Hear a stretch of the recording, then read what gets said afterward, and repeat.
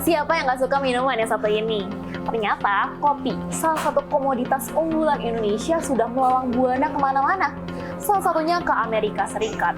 Bahkan faktanya Amerika Serikat menjadi pasar utama kopi di Indonesia. Jika di Indonesia, satu bungkus atau 1 kilogram kopi dihargai Rp120.000, di Amerika Serikat harganya melonjak tinggi menjadi Rp160.000. Namun sebentar lagi, karena adanya tarif reciprocal Trump, harga 1 kilogram kopi bisa mencapai Rp220.000. Bagaimana bisa?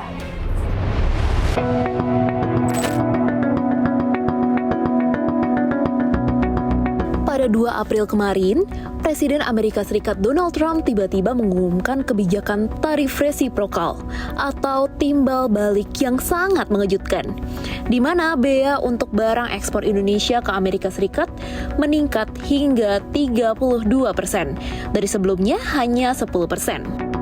Kenaikan tarif ini pun tidak hanya terjadi untuk Indonesia, melainkan hampir 90 negara di dunia dengan angka yang bervariasi, yang mana ini semua mulai berlaku pada 9 April kemarin.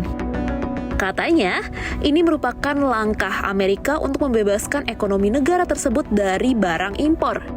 Ya, kenaikan tarif impor ini dikenakan bagi negara yang memiliki nilai ekspor ke Amerika yang lebih tinggi dibandingkan dengan nilai ekspor Amerika ke negara tersebut.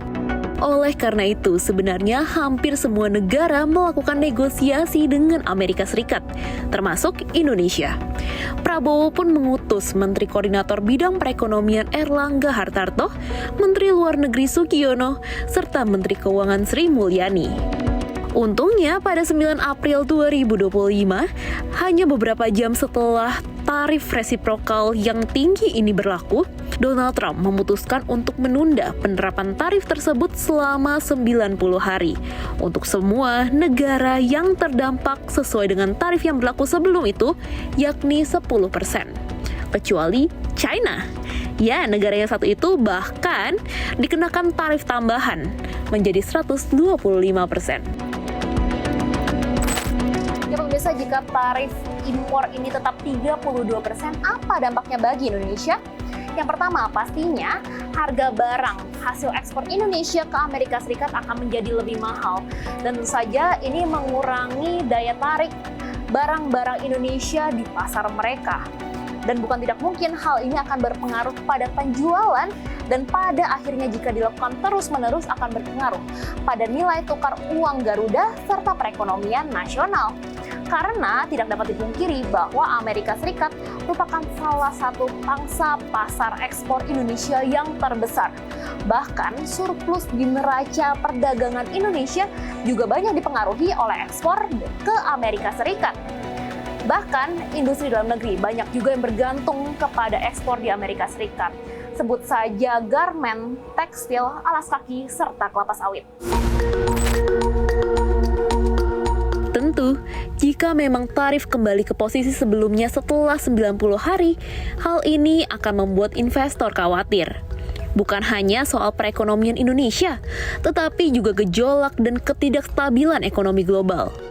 Pasalnya, jika kita melihat yang terjadi sebelumnya, pada saat Trump mengumumkan tarif resiprokal tersebut, rupiah langsung melemah, bahkan hampir menuju angka Rp17.000.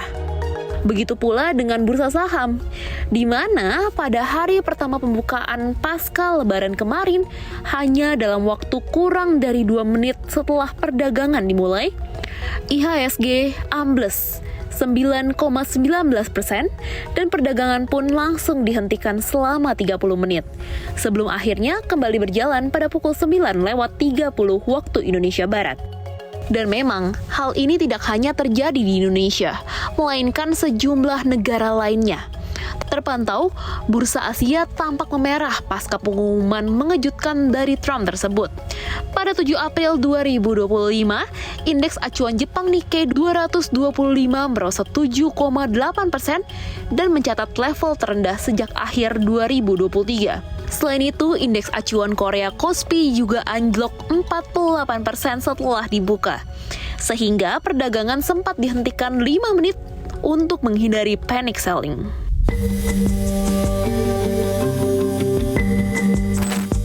Ya pemirsa, setelah mendengar itu semua, bagaimana tanggapan kalian terkait tarif resiprokal Trump?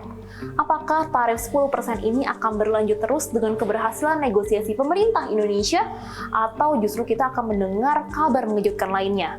Dari Jakarta, Krisania dan juru kamera Iqbal, CNBC Indonesia, Beyond Business.